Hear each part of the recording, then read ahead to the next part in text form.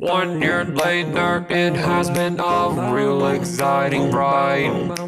Getting to have my loved ones here by my side. Teenage me would love to find a reason to why, 'cause I'm shy now. This version of Joel wants to be your dog and guide. Another new season of Not Your Average Joel starts right now.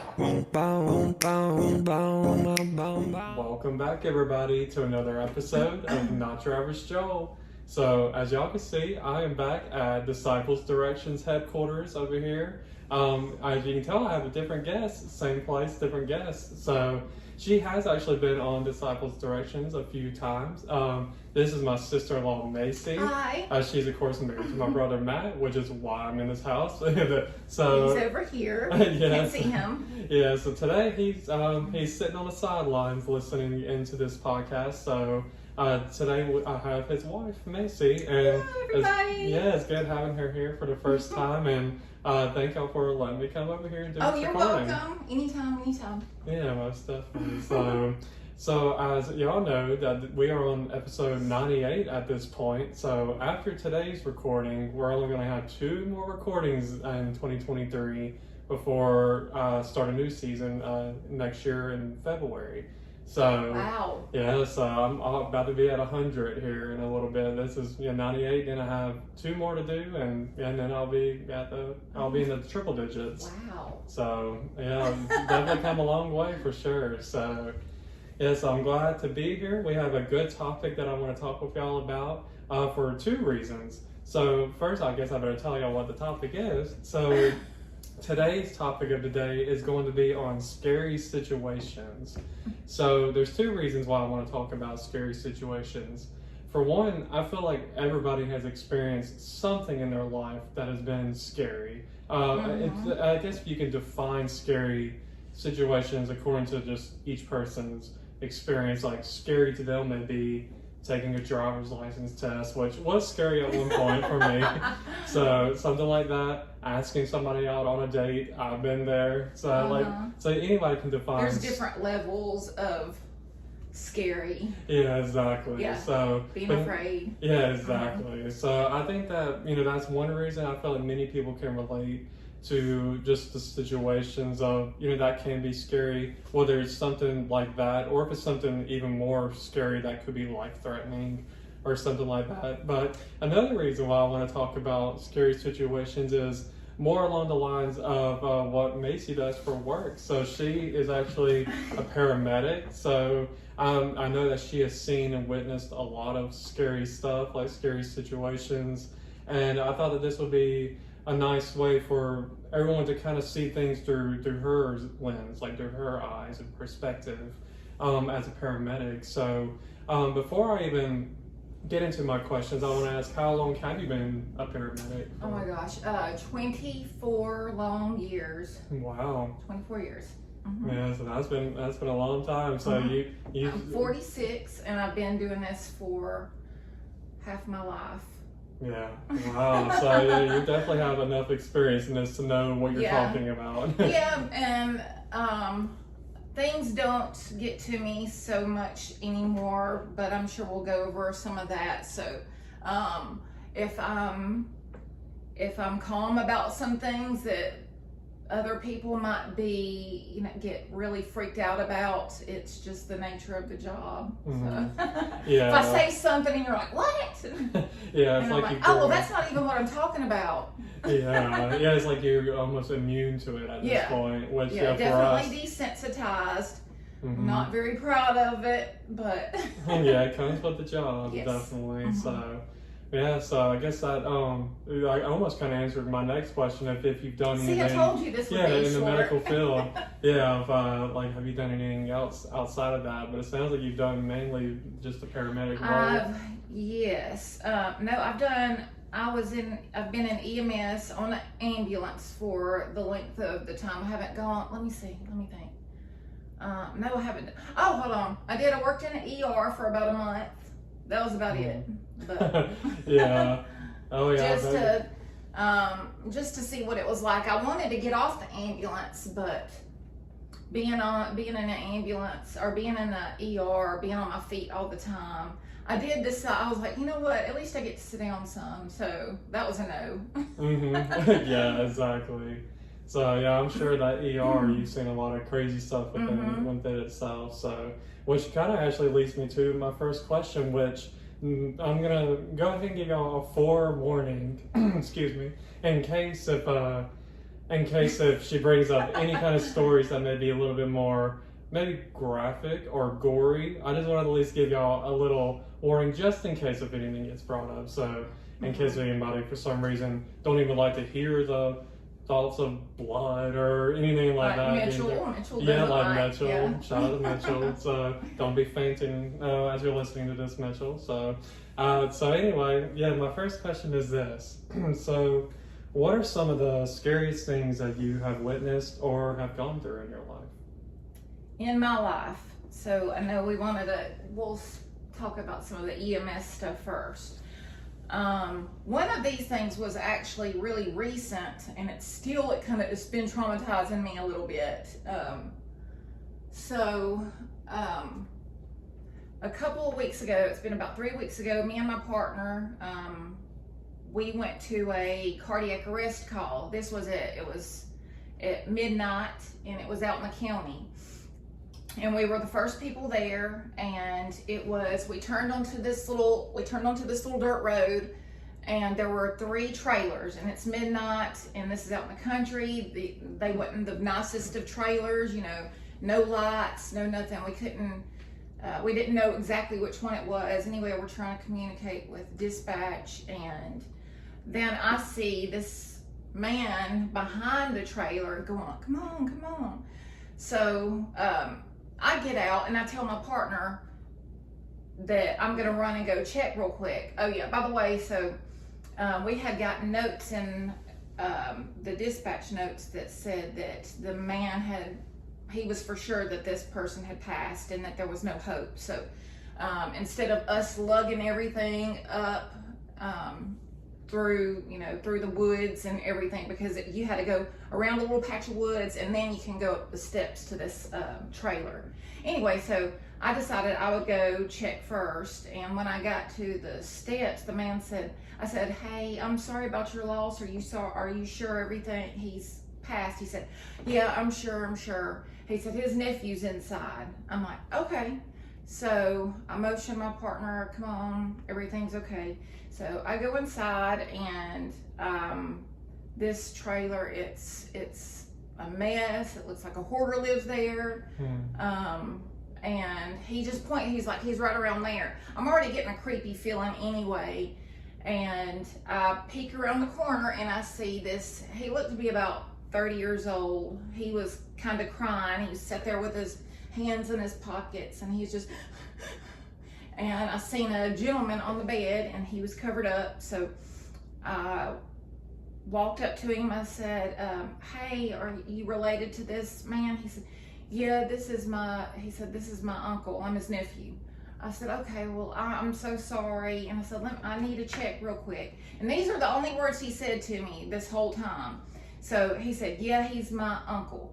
And then he starts crying again. So I look over and I lift up the blanket, and this man, he's cold, and rigor mortis has done set in. And I kind of step away, and I put my arm around the guy, and I said, I'm so sorry for your loss. And he's just sobbing, and I'm still waiting for my partner to come in, mind you. The other gentleman, he wasn't there. It was just me and this guy. And I try to talk to him. I kind of forget, because when I get scared like that, I get cold all over. Yeah. But this wasn't even the part. But I was already getting a bad feeling, so I had my arm around him. I'm like, I said, so how did you come to find him? And he didn't say nothing. And my arm had slipped down, and I felt a gun on his side. And I touched it, and I was like, eek, and I put my hand beside me.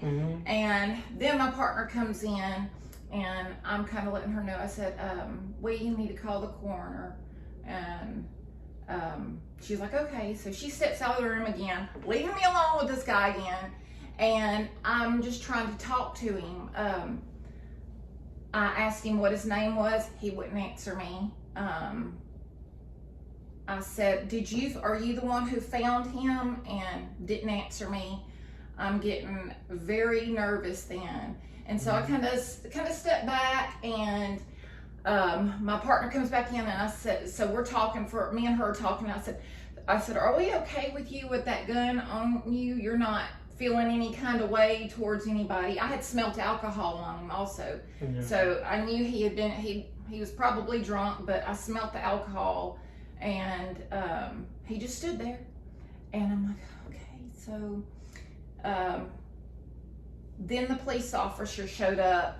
We seen his lights coming around the corner. Anyway, so at one point, I'm kind of moving around him, and the nephew, goes up to the man that's passed, and he starts beating on his chest. He said, I told you not to leave me. Don't leave me. Why'd you leave me? And I'm like, please hurry up. And I put my hand back on him, and I said, it's okay, calm down. I said, do you want to step out? And he said, no, I'm fine. I said, are you okay? Do we need to take the gun away from you? Are you okay? And he pulls the gun out, and he starts waving it around. And he's like, right now, I can't even remember exactly the things he said, because I'm telling you, I froze. Yeah. I froze solid, and I felt like I was about to pass out. I got cold all over again, cold sweats. I know my blood pressure probably dropped. He's just waving this gun around. He's like, no, this gun, it's this, and he's pulling things off of it. And I'm like, oh. And then the police officer comes in, and he puts the gun up. And so I step out then immediately. I'm like, okay, well, all right, well, we'll leave you here for a second. And the police officer follows me, and I'm just shaking when I talk to him. I'm like, look, you need to get that gun away from him. Something's not right. He's very upset. And I even left out a part. So before a lot of this, he had asked if we could retrieve a gun. He did talk. When I first got there, he asked if we could retrieve a gun. He was like, hey, this was right when I looked. He said, hey, could you give me that gun that's under there? I'm remembering all this now. Mm-hmm. Could you give me that gun? He promised it to me when he passed. I said, I'm sorry, we can't touch anything. That's when he started sobbing again. And so the police officer, I left. I had to go compose myself. When I went outside, a lady shows up. We were getting ready to leave. A lady shows up, and I said, who are you, ma'am? She said, that's my daddy, that's my daddy. And I said, okay. I said, I'm so sorry. I said, he's passed. And she's like, oh my gosh. I said, well, your nephew's inside. She said, nephew? And I said, yes, ma'am, his nephew's inside. So she said, well, I'm his daughter. He doesn't have any nephews. Oh. And I said, okay. And she starts to take off, and I run after her, and I grab her by her arm. And I said, ma'am, I don't know what's going on, but I need, compose yourself. I said, there's a police officer in there. I said, I don't know who this guy is. He's been giving me the creeps since I've been here. He's got a gun on him, and I don't know what he'll do. I don't want him to shoot the cop, and so that's about the end of that story. I'll tell you that I found out later that this was not a relative. This was more, and I don't want to say because I'm not for sure, but I think that it was, I had talked to the man that lived there with him. It was two old men. The patient, the guy that passed away, was 65. He was on home oxygen and everything. Yeah. And he had another older man that lived there. He was like 70. He was real nice. I said, hey, do you know that guy in there? He's like, nuh-uh. I said, you told me. And you know me, Joel, I can talk to pretty much anybody. I talked to him like I've known it. I said, man, you told me that this was his nephew. He's like, well, that's what he told me. I'm like, so you've never seen him before? And he was like, nuh-uh. I was like, oh my gosh. I said, okay, well, went and got the police officer, told him what was going on, and so he turned out to be just somebody. He told the family that he went to anger management classes with her daddy, and that he just called him his nephew because they were good friends. And I'm sure that's not what was going on. Mm-hmm. There were pill bottles, pain pill bottles everywhere. Our thoughts are that he came over in the middle of the night to get pain pills. Mm-hmm. That wasn't just my thought. The other man had said people come here all the time in the middle of the night. So this man was kind of known for doing stuff like that. So my thoughts were he probably come over to get some pain pills, went in, and he was dead, and called. Well, this gun that he had, it wasn't even his. That was the man that passed away's gun. Whoa.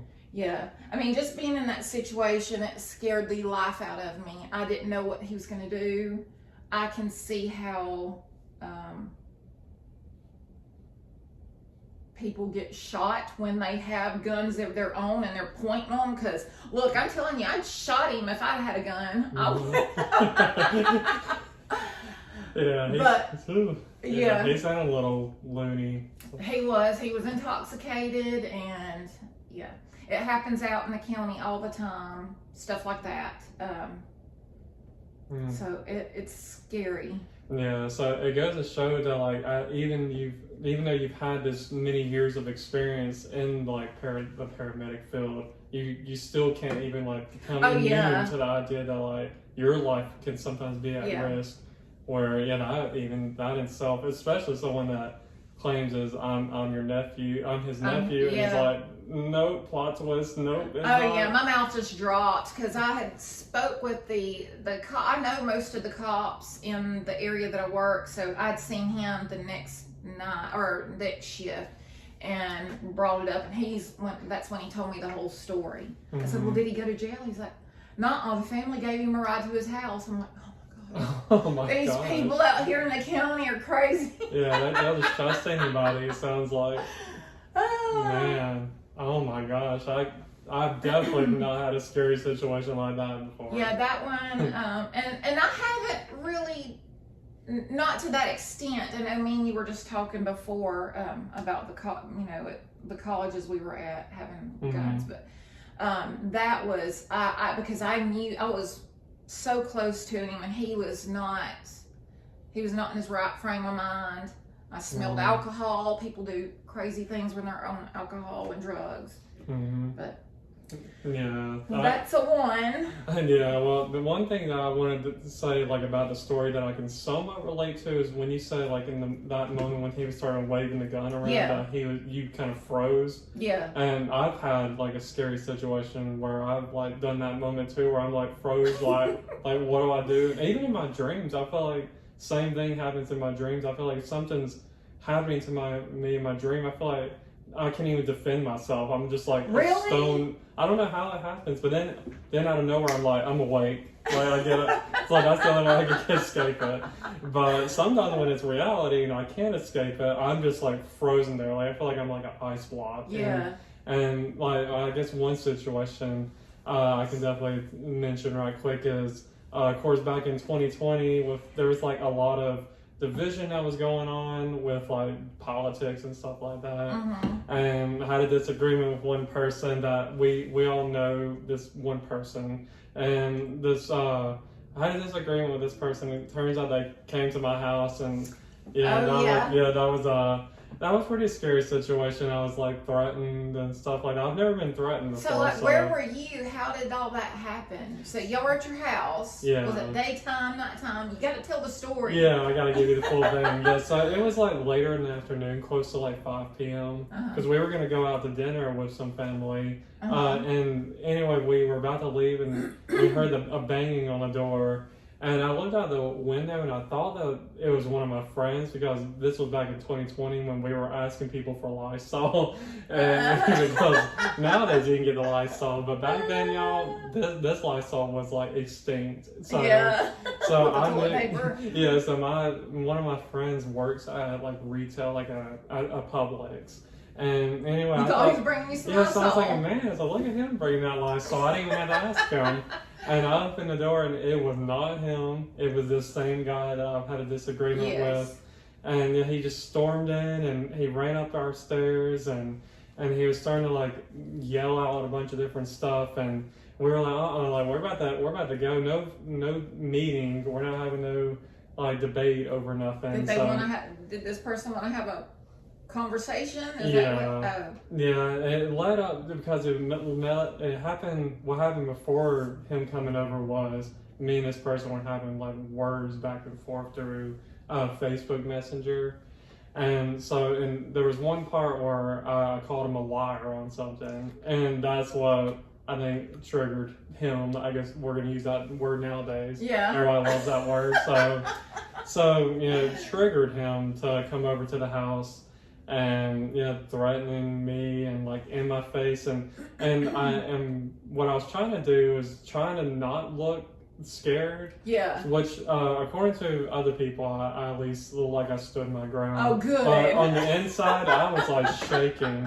I was like frozen. But it kind of looked like from other people's perspectives that this person was just in my face. I'm just like. But him being so hostile and you not knowing what he's gonna do or what he can do, that's a fear that Yeah, because he said something. I didn't know if he had, because I know this person owns a gun. Yeah. He owns a weapon. You don't know so how bad they're gonna be. Yeah, I didn't know if they had a weapon on them or not. So, but when he said that, if I said one more word about him being a liar, that like he was gonna, he's like, this is going to your jaw. Like he had his fist.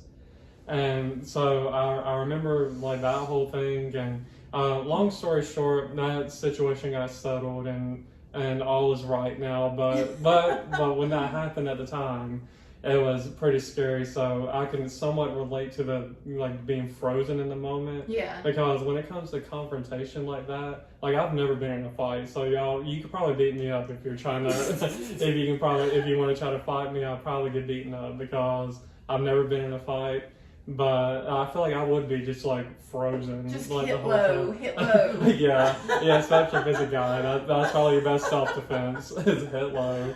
So, in a way, when you were talking about your story, I can relate to that part. Just because it's like, sometimes you're like, oh, what's about to happen next? Like the fear of the unknown. Yeah. Yeah, it can be scary. Yeah. So that was definitely one situation for me, but it definitely is nothing compared to a lot more things that you've seen. So I'll try to keep some of the other ones short. I have severe ADHD. I'm sure these people can already tell.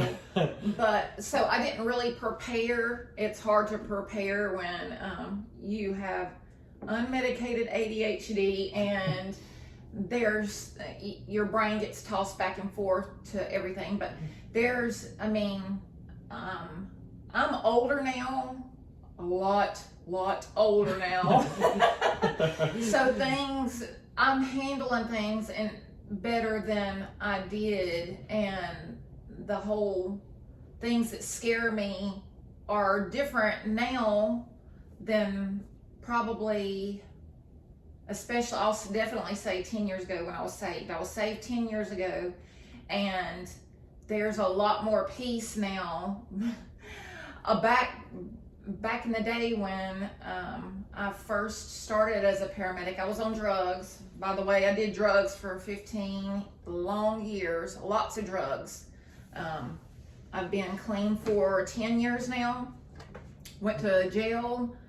I was smoking meth, I was smoking crack, I was taking pain pills, 30 a day at least, most every day.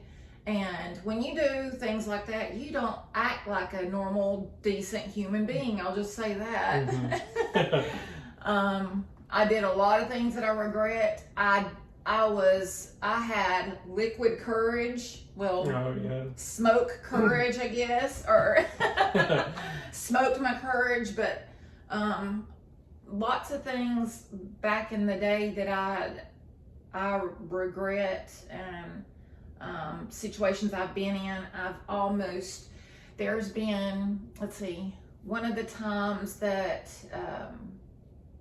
I was almost raped one time, actually 2 times in that whole time frame, but one time that I can remember, and I'll keep it pretty clean, but you're reckless when you're on drugs, and when you don't have the Lord to guide you or to call on. Because back then I did love the Lord, but I didn't talk to God back then because I knew the things I was doing was wrong. So I didn't talk to God. I didn't want him to see what I was doing. So anyway, I went to this convenience store and got a hookup for some pills and ended up going to the home of this person, and things didn't go the way I thought. I knew that this person was really high, and I was just sitting there, and he was walking back and forth, and he was smoking meth. He was smoking meth, and he went into his room. He was just pacing back and forth, back and forth, back and forth. And I'm sitting there waiting to get some drugs from him, and he just basically attacked me. I ended up, God, I was scared to death then. And like I said, I didn't have God. I didn't feel God back then. I wasn't saved then. So that's a different kind of scared than when you're saved. I can actually say that. But I had most of my clothes ripped off of me, and I overpowered this guy probably only because he had been up for several days. I found out through talking to him. Been up for several days. I ended up overpowering him. I ran out of his trailer. I didn't have my keys. I had to yell up and say, "Throw me my keys or I'm calling the police." And anyway, he threw me my keys and I left. And that's one story.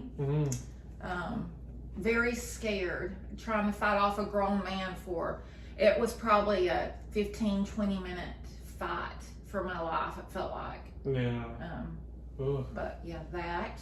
Yeah, that's definitely a scary situation for sure. As many, especially women nowadays, it seems like it's like, I guess just the thought of, it just seems like with women, it just seems like it's been like an ongoing thing, and it's getting more and more, like with even human trafficking nowadays with women and children, and that's so horrible. That. I can't even imagine women being trafficked. Do you watch Datelines or anything like that? I haven't as much recently, but I used to watch a good bit of that. So I watch a lot of them, and I think it helps for you people you can understand. I've watched things, and definitely going through something will help you to. It makes it more. You can understand how it might actually feel. People will watch these shows and they've never been through anything like that, so they have no idea. It's really scary. Could you imagine? I mean, just being snatched and taken from the people you love by a total stranger in the middle of the night, and and the thoughts of that, that would haunt me. Just thinking of that would become a reality, and sadly, it is reality for many people. So, I do have a couple of quick questions that I forgot to ask you. With your first story that you brought up, I know you said that when you saw, you looked up and you saw that this guy passed away, dead. Did it take you a long time to get used to that, not getting I guess emotional over seeing a dead body, or do you ever feel like you ever struggled with that, being emotional for the family member that lost somebody? You know what? That's a really good question. And you know what? Now that I'm older, yes. Back when I became a paramedic, I didn't care about anybody. I didn't care about anybody but myself. Death didn't bother me. I'm being a little hard on myself. I did care about people. That's why I got into it. But No, seeing a dead body never bothered me. I always wanted to be the person to save somebody. I'd watched Rescue 911s, but no, it never bothered me. I think there are people that just can deal with that type thing, and then, you know, and I don't know what gets people there. I don't know what it was in my past that I was able to say, yeah, I can look on a dead body and I'm fine. I don't know what it is, or blood, or guts, or a severed head, or intestines hanging out of a stomach, or even a prick of blood on the finger.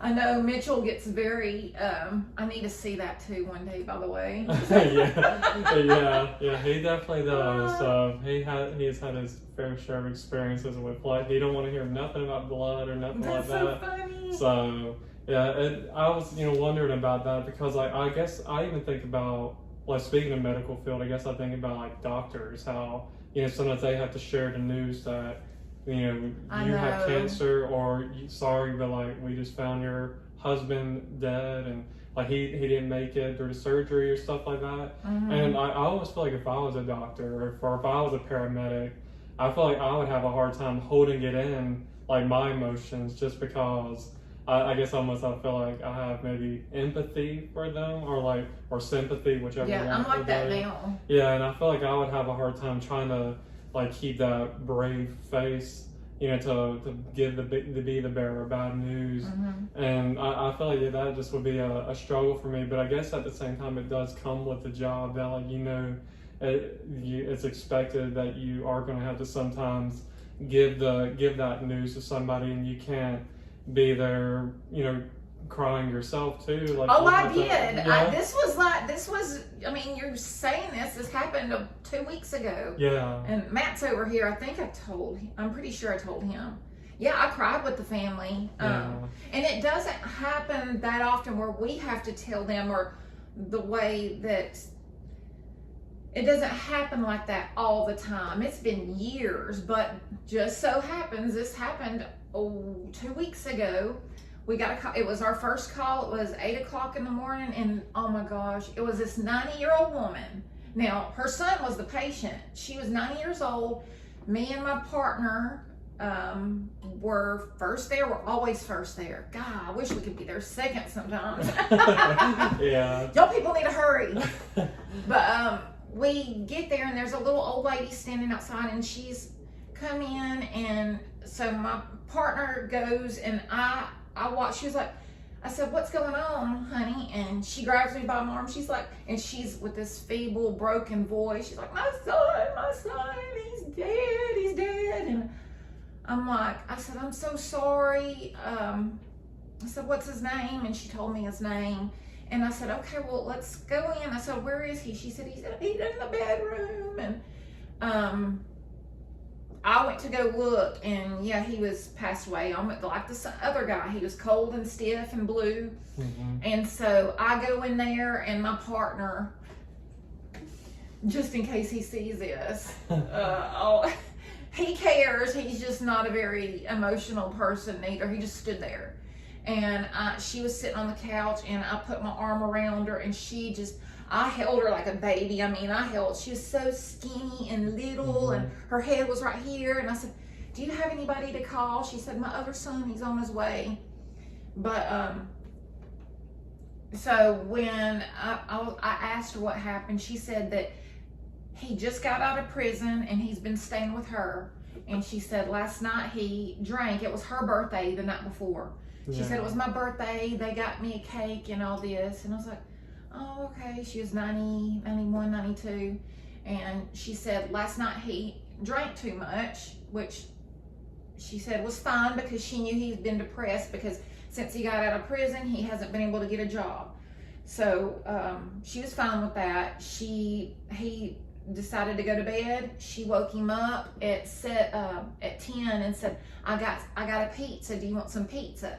And he was probably passing away then. After she told me the story, she said he was sitting on the bed. He was laid back on the bed with his feet hanging off, and she said he was breathing, but he wouldn't answer me. So she just assumed he was intoxicated.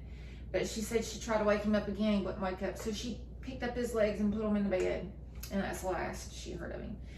And then so I was fine. I was holding it in. Then I felt horrible for her. And then, so I look outside and there's a man coming up the driveway and looked spitting image of the guy in the bedroom. It was his brother. They look just alike. Now that's something in itself. That's a different feeling, having a dead person and then their brother come in who they look just alike.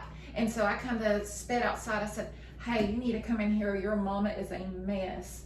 Little did I know he was fixing to be a hot mess. He was like, okay, where is she? And I said, she's sitting on the couch. So he went inside and he said, all right, come on, mama. He just grabbed her off the couch, took her hand, and they went in there. And then he broke down and he uncovered him and he grabbed him by his hand and he started saying all this stuff. He said, what are some of the things he said?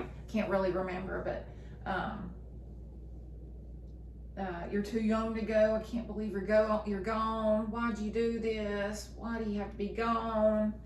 And I just broke down. I started sobbing. I mean, I'm like a 15-year-old girl crying. I'm like, and then the little old lady comes over and starts petting my arm. It's like you all need it. Yeah. But it's getting hard these days. The older I've gotten, I'm handling surprise and being afraid of things a little bit better because I can always turn to God in my thoughts, and if I'm prepared for it. If I'm not, oh well, Maisie's gonna be screaming. yeah, we're just gonna go with it and see what happens after that. But like I said, and I showed before, for your little audience, I showed you before, and this wasn't scripted or nothing. My partner, he never messages me. He is so used to me screaming all the time. Every day I scream. It's kind of an ongoing joke at work. Maisie's easy to scare, and I am. I mean, I like to say that I'm that I pay attention more than y'all, but y'all are just late to scream. I scream at the appropriate things. But he sent me a message. He was like, I found you something, and it's actually something I shared. I think you laughed on it some weeks ago. It was like, stop screaming, I'm scared too. He sent me a message just a minute ago. He saw that sticker. He's like, I'm getting you this. Because that's the truth. Yeah, even like just with that funny moment that you mentioned, it even just goes to show that it's okay for y'all to be scared too. So I think that even shows that y'all are just as involved, emotionally involved in this more than I even thought, because I almost feel like there's no protocol rules to how to not be emotional or anything like that, but I guess I just always felt I guess from what you see on TV, of course there are actors, of course, but you always see whenever the doctor gives bad news, it seems like they're just very they have that stone cold, they don't they're crying with you when they told you that you have cancer or something like that. So I guess it just goes to show that you can even learn something like that too. That even paramedics, cops, doctors, I mean, I'm sure they all have those feelings, where the cops and EMTs and we have feelings. There are a lot out there that are burnout, and I hear the story, so I get it. But there are very sensitive people out there, and there are EMTs and paramedics that are struggling, have severe PTSD. I've developed some. I think I've told you, and I hate to say it. I think it's getting under control. I developed some PTSD from a call. We could talk about it if you want to later. We can go over all the other stuff, but never thought I would have anything like that. I thought PTSD was just, I know I'm a paramedic, but I just thought, you can control these things with your mind if you really wanted to. No, that's probably why God allowed me to develop it. That way I could shut my mouth about it. Telling people that, PTSD, it's not really, I mean, I'd never say this to anybody, but, it's a frame of mind. You can talk yourself out of the anxiety, or I really couldn't understand it. I understand it now. It is a thing, and I'm sorry to anyone I had ever made belittled about it. I apologize. Yeah. Yeah, well, I mean, I've even learned that too as I've done this podcast. So, like, even like PTSD doesn't only have to come from people that serve in the military or like have gone overseas and have come back. So, which by the way, thank y'all for serving if you served.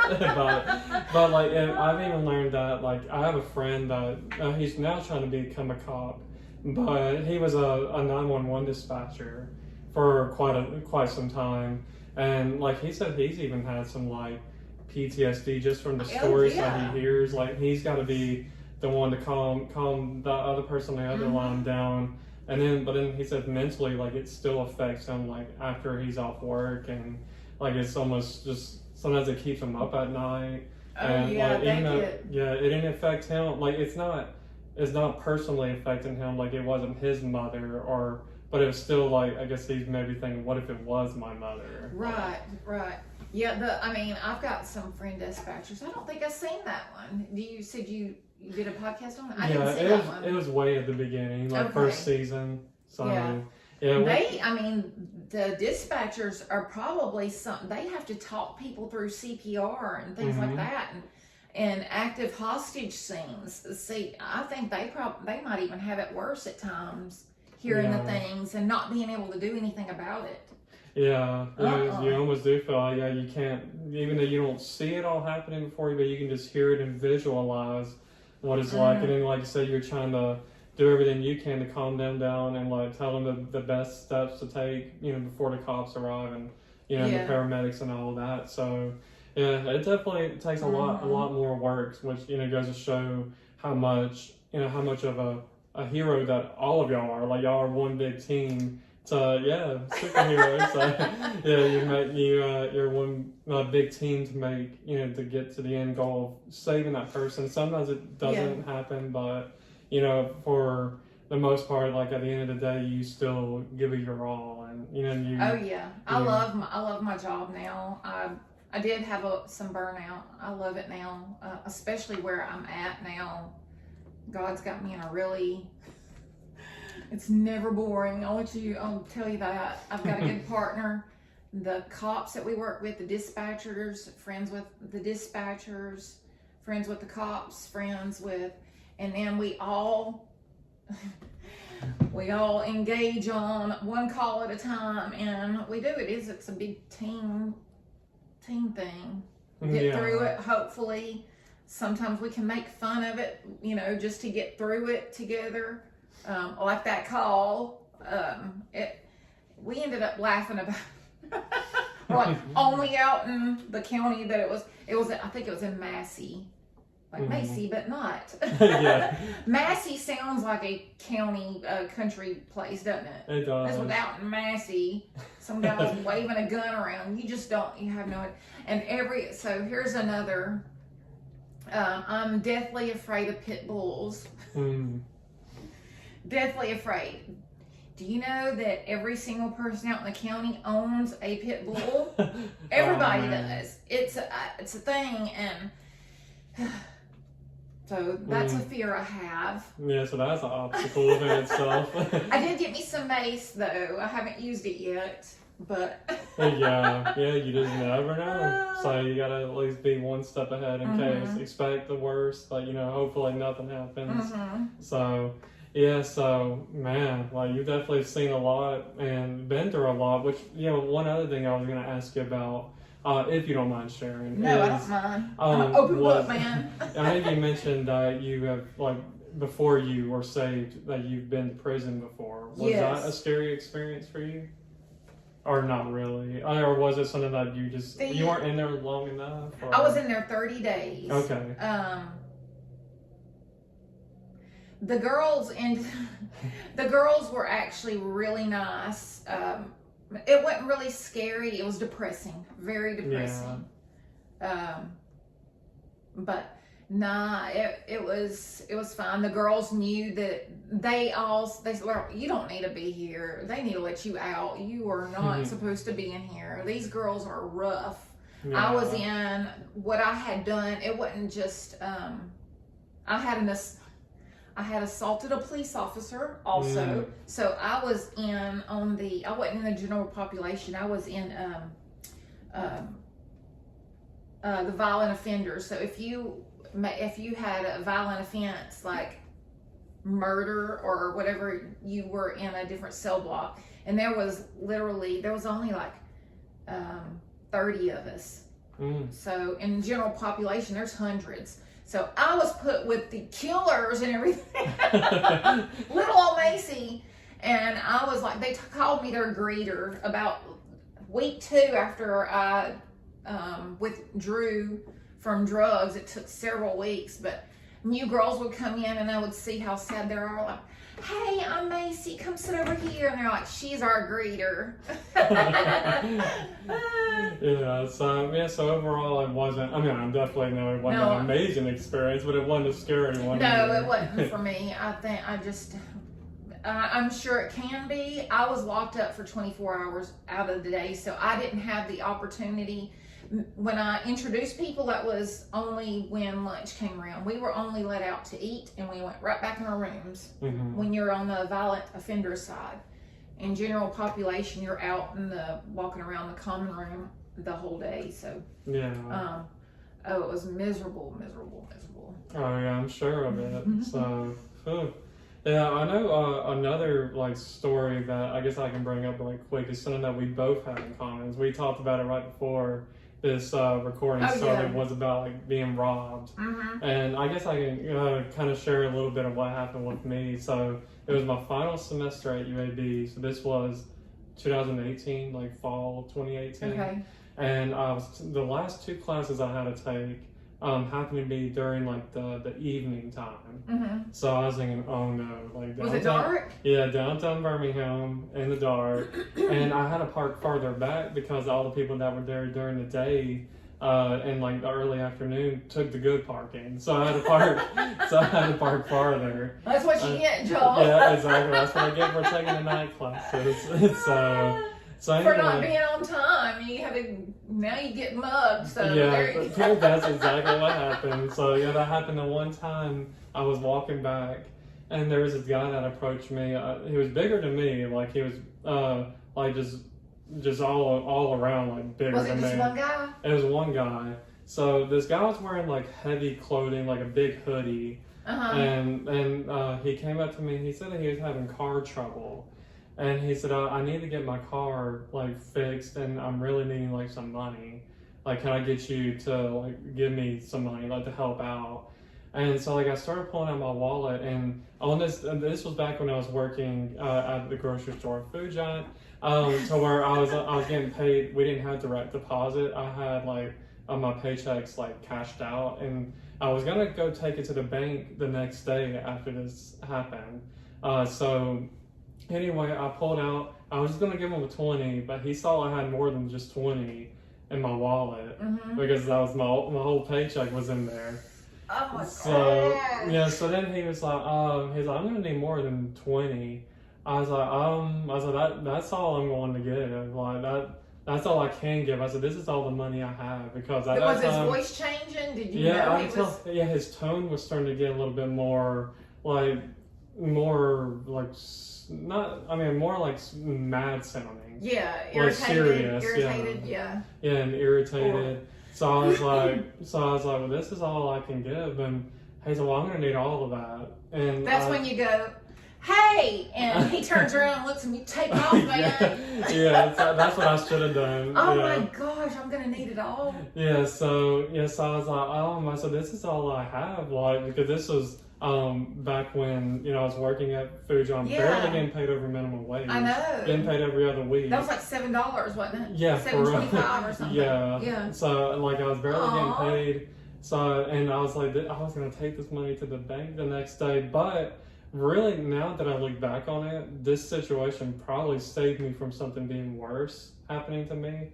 Because he said something about, well, if you won't give me that money, we'll just get in your car and I'll take you. You'll just drive me to the bank and take out more, like more money, and like give me that money. So I was thinking, I don't want this guy in my car. So I gave him the money that I had.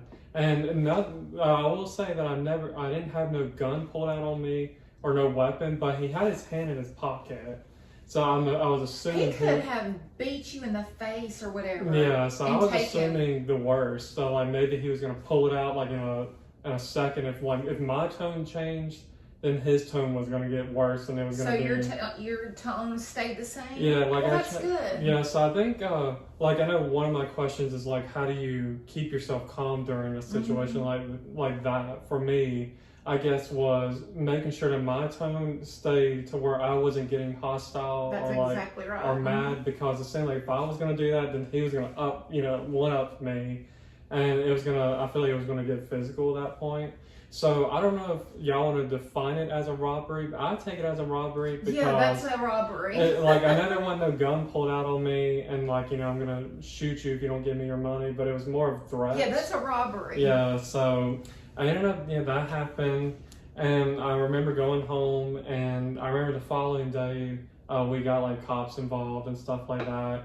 And they didn't find the guy until maybe like a couple months later. Oh, they found him? Yeah, they found him doing it to someone else, another student. And then they told him that he was banned from the campus, and that if he comes back, yeah, that was it. They said if he comes back, then he's going to prison. So I was like, what? You just get banned and that's it? You can go to any other part of Birmingham. Do you tell him you wanted your $23 back? I know, right? I wish. I wish. But yeah, so I remember that situation was pretty scary, but it was never a gun put on me, thankfully. But I am kind of glad I forgot to put that money into my bank account, because if I didn't, he probably would have gotten in the car with me. Come on, we're running up to this ATM, and you're getting me some money out. Yeah, he probably could have seen. And he might probably have a gun on him. Yeah. You never know. So I think really that was in a way a blessing in disguise, kind of way, where my forgetfulness at that point was really, I guess, a blessing at that point. So, but I know you said you've been robbed as well. Was there an actual weapon? Yeah, there was a gun that was put to my temple, and there were 4 guys. It was at Jeff State Community College.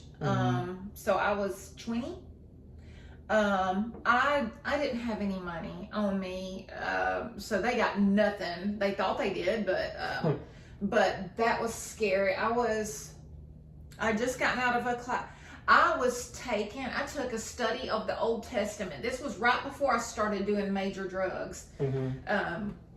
So I went to, right before I got into, or I was about to start paramedic school. But anyway, I was getting out of that class, and this was, like you said, it was in the evening. The campus wasn't full. I was walking. How brave these boys were. To do that to somebody in broad daylight. But they encircled me, and they asked me what time it was, and I said I didn't have a watch. And I know nothing about guns. It was a little gun, because I seen it. It was little bitty, but put it up to my temple and said, "Give me your purse." And I was like, I handed it to them, and they took off. Like you said, I just stood there in complete stupor. I didn't know what to do, or I didn't run. I probably would act a lot different now, but back then, once they were gone, I turned around, I walked back into the doors, and I told the first person I saw, I said, I was just robbed by 4 guys. And they're like, what, really? And I'm like, yeah. So they called campus police, and they came over, and I gave them a statement, and they asked me 1,000,001 questions. Did you have how much money did you have in there? Like 50 cents. A packet of big blow gum, and I don't know, some Carmex probably. Yeah. But yeah. I know I was scared then too. Yeah, it definitely can be, especially when it happened. And it's crazy how it happened for both of us on college campus. Yeah, isn't it? In broad daylight. Well, yours was a little later, but still. Yeah. How do you have I did stupid things. I say drugs helps these people do a lot of things, stupid things. Mhm. Have the courage to do stuff like that, Yeah. evil stuff. Yeah, like you said, especially in broad daylight, where Mhm. other people can see, Mhm. like they get courageous enough to do all Yeah. of this, and it's getting worse nowadays Yeah, it is. too. So that's even mind blowing in itself too. Well, before I get to this next question, which I kind of already asked it, but like I was gonna share two more situations right quick Uh-huh. that were scary. Which I know you know one of these stories, but I'll share the first one that you don't know. I don't know if you know, but like I never had cancer, but I've had two like minor brief moments where we thought I had cancer. So No, I did not know any of this. so the first time was back in 2013. I was over the years, like from senior year, I even still nowadays, I still have this like problem with like feeling like I want to lose weight, and then sometimes I'll lose it and then I gain it back. But anyway, back in high school, I was around the same weight that I am right now. But over like from 2011 to 2013, I lost. Well, maybe like, well, let me say 2011 to 2012. I lost maybe like 20 pounds at that point. So I was thinking, okay, like I like this. I'm not even trying to lose weight, and I'm losing weight. Like, okay, like so I was thinking maybe because at that time I was growing like in Right. height, because like from my freshman year to my senior year I grew like almost a foot. So I was like, okay, maybe it's just me, you know, growing at this point, and like I'm starting to kind of like thin out. Mhm. So going to 2013, at that point from 2011 to 2013, I lost like 50 pounds, and I wasn't even trying to lose weight at that point. And one family member brought up the concern that like you don't think it's cancer, do you? And Well, I didn't. yeah, so I was like, it's like I don't know, and I was getting to the point to where, of course, you know my brother Mitchell. Yeah. Like I got to the point to where me and him were about the same weight, and like me and Mitchell nowadays we're like 50 pounds apart. Oh yeah. So like He's I was, skinny. yeah, I was really skinny, and like my Aunt May thought that I was Mitchell at this one place we were at. I think it was a. Hey, I saw a picture of you where I thought you, Matt could tell you, and probably show you, I thought you were Mitchell. I was like, look at Mitchell. He's like, that's Joel. It might have been when you lost the weight. Yeah, it may have been around. Yeah, this was 10 years ago where I lost a lot of weight. Yeah, you were a lot younger. Yeah. That was probably it. And I was Okay. around like 160 pounds, which is small for me. And so that was happening. But then on top of that, what led me to going to a doctor was I was starting to have like major pain, like in my tailbone area, to where like I couldn't even sit. I was in like excruciating pain, like it was sharp and all of that. And I remember like my family was really upset because like wondering what if this is really cancer? He's in pain, he's losing weight, and all of this. So I ended up going to a doctor, or like one of those family practice doctor in the box kind of doctors, and then they sent me to someone like someone that was more specialized in like that area of the body. So I ended up going, and I found out that I had a cyst like on my tailbone. But to the lay person, you're like, are you sure it's a cyst? Yeah. So like they ended up finding out that it was a cyst after all that, and they had to do like a procedure, and I was awake for it. They had to like do, it was painful. They had to remove it. Then they had to put an incision down there. So I'm glad I gave y'all the forewarning because it's nasty. But they had to put an incision in my tailbone To drain it? Yeah, to make it heal from the inside out. So my dad had to help pack, is what it was called, pack it in. Yeah. And so it was, sorry everybody, it was literally blood, sweat, and tears with that situation. So Is that why you lost weight? Did Yeah. they say that? Well, they didn't say that, but after I lost that, after they removed it, I gained all my weight back. So I don't know how. That's so weird. That was weird, but for some reason that happened. But another situation that happened was a few years later, like in 2017-ish range. I had a mole on my arm that changed colors. And I was thinking, oh no, it's a skin cancer. Yeah. So I remember going to one of those dermatologists in the area, and they like did the whole like removing it like the skin level. We can show you one. I got one that I got removed yesterday. Want to see it? Did you? Yeah. Yes, I got it off my leg, but yeah, go ahead. So Yeah. cancer's scary. It is. So they ended up removing it, and thankfully it wasn't cancer. Like I got the results back, but they said that there was potential for it to be Precancerous. to be cancerous. Yeah, precancerous. Precancerous So cells.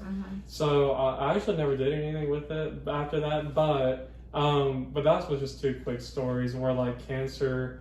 Like kind of cancer scare kind of happened. I have a cancer scare, and I'll do mine real quick. Mine was in, I was probably 25. Okay, I lived in Gadsden, so I went to the OBGYN and had my yearly pap smears and everything, and they called me. No. He told me when he was down there, he said, this is going to come back abnormal. I didn't know what he was talking. I was young. Of course, I was a paramedic, but he's like, this is going to come back abnormal. I'm like, okay. Anyway, I get a phone call, and they told me to come back in. They had to do a biopsy that I had a lesion in my pap smear. So I had that done. He said it looked cancerous to him. And I was at work when I got the phone call. I remember that. I was with my favorite Candace Staggs. I was working at RPS when they called me. And this is the thing. They just told me like it was just, yes ma'am, it's showing that it's cancerous cells. I'm like, what? They're like, yes ma'am, so we need you to come in and have a biopsy done. I'm like, okay. And then she just hung up. I had 1,000,001 questions that I called them back, and they didn't want it. They wasn't going to talk to me. They had other patients, and I thought that was very rude. I was so scared. Yeah, cancer, having any type of cancer is very scary. Yeah. But it turned out it was they were precancerous cells, and it turned out not to be anything else after that. So. Yeah, I'm glad to hear that. It was all good at the end of it all. But yeah, when you get told that, kind of that news, that it is C-word, yeah, it's scary because like even with like my mom's situation, they just the way they flat out told her, oh yeah, stage 4 colon cancer is it's almost like as a matter of fact, or by the way, it's like okay, and then even that situation was scary. So that's what I was going to talk about that you knew about was like her almost like dying on us, like in back 4 years ago. Matt's told me some of this story. He told me you're pretty much the one that made her go to the emergency room. Because she said this pain was like worse than labor, and I know I'm not a woman, but I've heard labor is not good. And your mom doesn't complain. No. Well, she doesn't complain like that. Yeah, she doesn't complain about like going to the doctor kind of stuff. And she's not an look at me person. Yeah, so when she was in all that pain, we did expect the worst because at the ER they kept on like they were like urgently telling us like you got to go to somewhere and figure this out. We're thinking this might be cancer, and like it took probably like a month or so before we found out it was stage 4 colon cancer. After her going to a few different ERs, and then also going to like this. She's got to go to the GI doctor. Yeah, she went there. Doctor. Yeah, so I had her hysterectomy, and that's kind of where they found out all that. And then just fast forwarding through like the 9 rounds of chemo, and then her having the blood clots to both of her lungs. Oh my god! That was, I think, still the scariest day of my life. I still remember the date, September 12th. Now that's a scary story you got. I'm sure. Yeah, that was definitely scary because I was thinking. Were you there at the house? I was there a few hours before it happened. I wasn't actually there when it happened. And she was fine though? Yeah, she was fine. We were actually watching, I've never seen it before until that point. We were watching Ferris Bueller's Day Off. So we were watching that, and I remember telling her, oh my crap, because at the time this was before COVID. And I told her, well, I gotta get to work, so we'll have to watch the final part, tomorrow morning. So I remember leaving, and I still remember like everything was so detailed because like I remember even driving to work. I remember seeing one of those green bugs on the side of my car. Katie did. Is that what they're called? They was like staring at me in the rearview mirror. Yeah, something like that. It's one of those green bugs, and I remember getting the call from my brother Micah that she fainted. Like my dad found her and she fainted, and we thought maybe she just fell because she was on her leg was numb, to where she was on the cane, and no, she was on the walker at that time. So yeah, she was. I was thinking, oh no, maybe she just fell. Yeah. And so like they were taking her to the hospital, and then a couple hours later found out it was blood clots.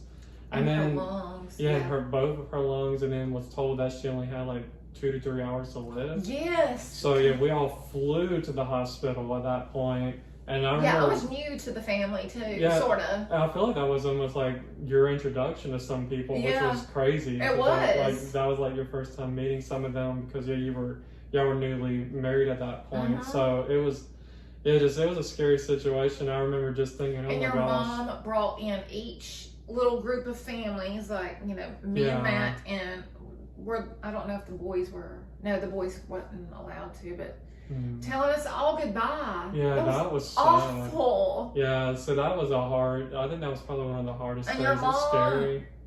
Persevered. She beat the odds like Oh yes. 3 or 4 times. Yeah, so that was definitely a scary She's situation. so stubborn. Yeah, she'll fight it off if she can. So, oh my gosh, that was horrible. Yeah, it was even with the cancer situation, like she didn't even get to come to my graduation. But then like I remember her telling me, and I remember thinking about it on the day when we were told that she was gonna probably pass away. I remember her telling me that, or I remember telling her actually that you may not have been at my graduation, but like one day I want you to be at my wedding. And I was thinking like, oh my gosh, at that point when she was 2 to 3 hours from dying, at that point when I thought she was, I was thinking, oh my gosh, like she's not gonna see me like get married. Gosh. And I started having all these like emotions, like she's not gonna, like my older siblings have kids and like she's got to become a grandmother to them, but like I haven't had that opportunity yet. So like all of this started like kind of, I guess, scary in a way because it's like life. What does life look like without her? I know. Because she's like a big, like, she's like the glue. She is. And like she's the one that holds everybody together. And I feel like and without you and her her are like best friends. Yeah. So they have a relationship, not like a lot of mothers and sons. Yeah, I know very people... close because y'all spend a lot of time together, and your mom's very cool to talk to. Yeah, she's funny. Exactly. So yeah, she's definitely. I'm glad that you fast forward through all that. She is better now. I feel like I've shared this story before, but like just to hear it again, just how scary that and emotional it was too. I feel like 2019 was like.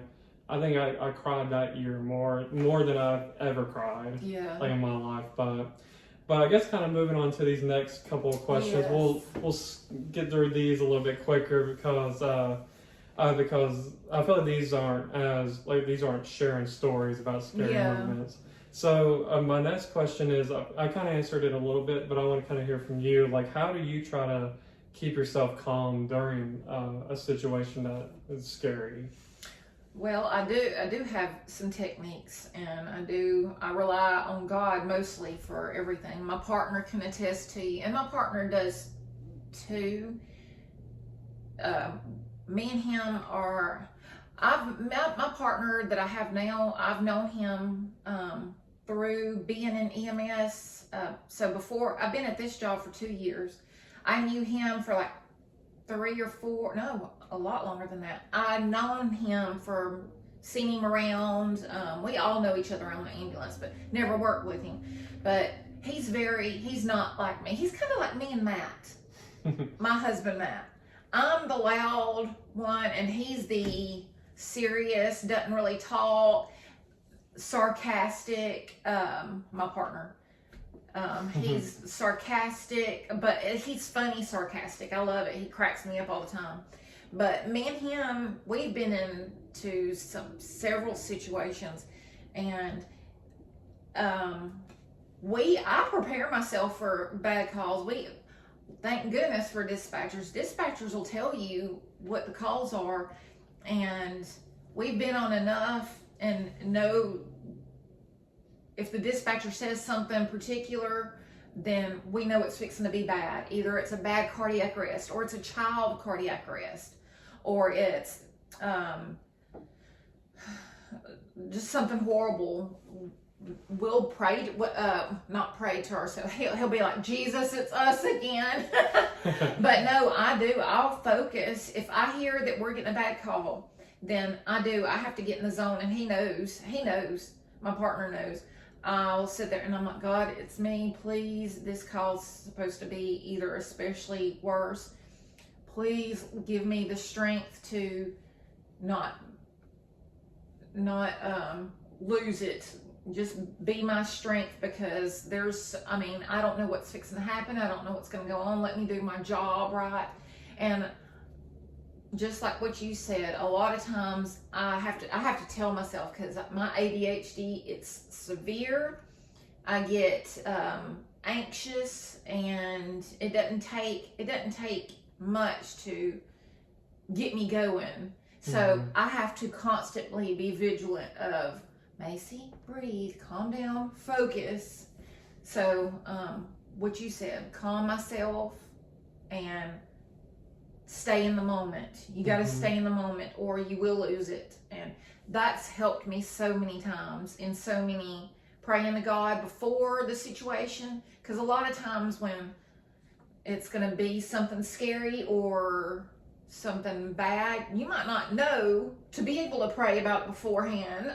It might just happen out of the blue. So I just try to stay in the moment and stay clear-headed. And I will talk to myself. Yeah. And I've done that many a times. It's helped a lot. Yeah, I think that's really good. Good ways to kind of keep yourself calm is through prayer, and then also, like you said, just composing yourself. And try to do your best, like internally and externally too, to where you're not giving off like I'm going to go crazy. So yeah, I think that those two things are good. And then on top of that, like two more things I thought of was I actually saw it online that there's this like breathing technique. It's called like the 4-7-8 technique, and I've done it before, and I feel like it helps a little bit, but definitely nothing like as powerful as prayer. It's like you breathe in for 4 seconds, or you inhale, then you hold your breath for 7 seconds, and then you slowly breathe out for 8 seconds. So I feel like that's like one thing that I feel like it's helped before, but I'm sure it can help. Yeah, but I feel like prayer definitely helps a lot more. But I feel like that even helps like kind of keep yourself a little bit more calm. And then another thing that just a very quick story, like with now I do a lot of traveling nowadays, but if y'all would have met me in 2018, at this point I've never been on a plane before. So really? So in 2018 I got on my first plane. And I remember being like really scared. This was a scary situation for me in 2018 because it's like I've never been on a plane and I don't know what to expect. I've never been on one. So it's actually not as bad, but just the anticipation of it is what was scary for me.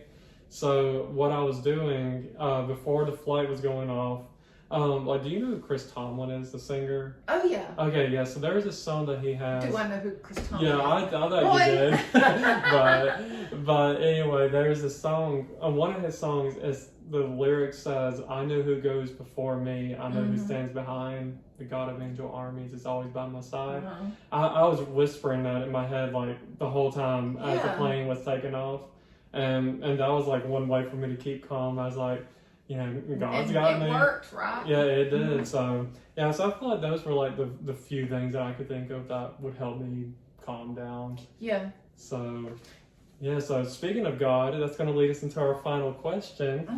So I feel like whenever a scary situation happens, I feel like many people, it can either like make or break you kind of moment. Like it would make you either hold back from doing something again. Like let's just say if you went to a park and got robbed there, then like some people may say, well, I'm never going to that park again. Yeah. Or you face your fear and say, you know what, I'm going to go back there and overcome my fear. So I guess my question, I know you brought in, God, of course, being someone that has strengthened you and giving you like courage to get through scary situations.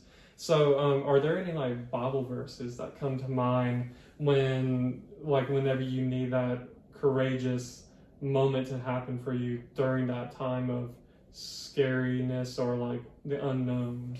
Well, of course, before this, I wrote a bunch down, but I wanted to be as authentic as I could be so that people could take away something. And yes, there's several that, there's a couple that I tell myself always, usually in the beginning.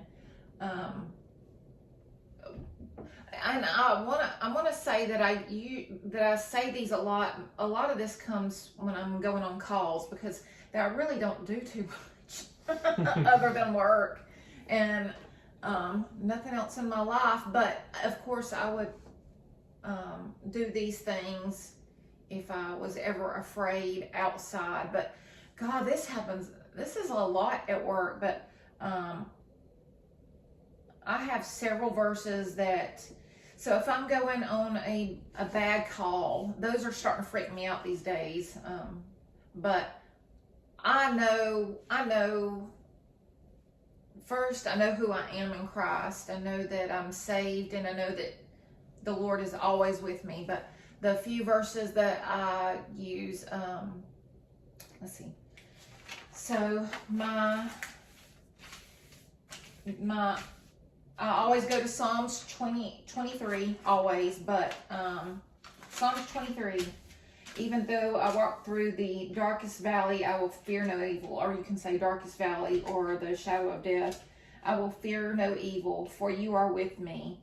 Your rod and your staff, they comfort me. A lot of people will take some of the verses that like this, and I've thought them through.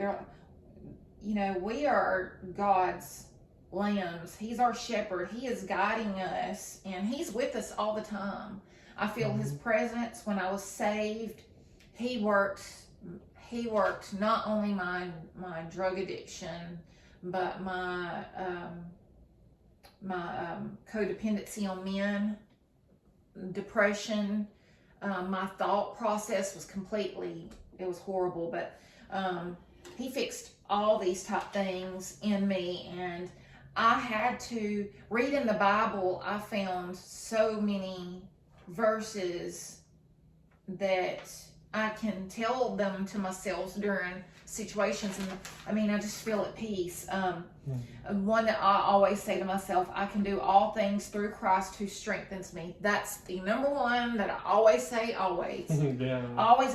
God, I can do all things through Christ who strengthens me. Jesus, please help me. Yeah. Jesus is me again. And then, hold on, let's see.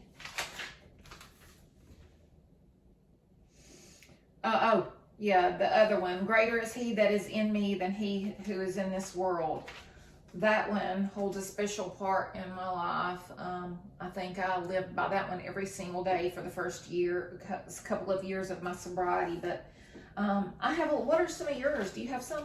Yeah, I actually do. So I guess I have a bunch though. So great minds must think alike, because I had Psalm 23 as well. And these are Psalms 23 is like the best. Yeah, it is. I just pulled that one little verse out because you said verses. But you can use here. the whole thing. I've memorized Psalms 23. Yeah, I do love Psalms 23 is really good. So that was one for me. But then also I went to Isaiah, where Isaiah 41:10, it says, "Fear not, for I am with you. Be not dismayed, for I am your God. I will strengthen you. Yes, I will help you. I will uphold you with my righteous right hand." So that was one that I definitely love, because I just love just the very first sentence, I am with you. Because you just know, regardless of what you're going through, he's going to be there with you. Even if you don't physically see him, he's going to be there with you in spirit. And if you're a child of God, then he's with you. One of my hold on, what I just went blank. See, there's part of the ADHD. finish with what else was you were saying. So I also have also in Isaiah chapter 43 verses 2 through 3. It says this: when you pass through the waters, I will be with you, and through the rivers they shall not overflow you. When you walk through the fire, you shall not be burned, nor shall the flames scorch you. For I am the Lord your God, the Holy One of Israel, your Savior.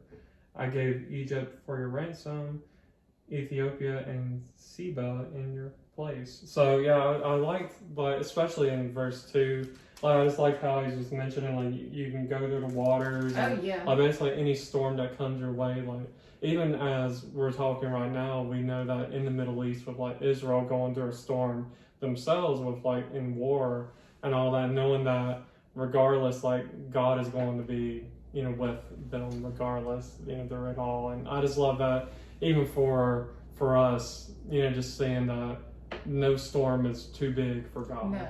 Do you know that song? It's I'm fixing to give. Hold on. I hope he's not mad at me. Is Oceans? Who is Oceans by? Is that Hillsong? Hillsong. Of course, Hillsong's a whole different story. But have you heard? You know the song Oceans? That song, I love that song. But anyway, so the other than I can do all things through Christ who strengthens me. Romans 8. First, Romans is like the best book of the whole Bible, hands down. That book saved me from myself, and we know that all things work together for the good of them that love God, to them who are called according to his purpose. All God, when you are part of, I've seen it, I've witnessed it. I am 46 years old. I know what it was like to be a lost person, and I know what it's like to be a lost Christian, and then I know what it's like to be a Christian living a right life. And God has worked all these things out. He worked my when I was being when I was a bad person. He worked everything out to where I'm still alive today. I should not be alive, the things that I've done, the drugs that I've taken, but here I am. And my life it's really good. God takes care of me.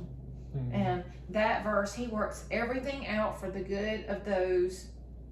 He works everything out for the good of those who love him. Of course, we're not going to have perfect lives.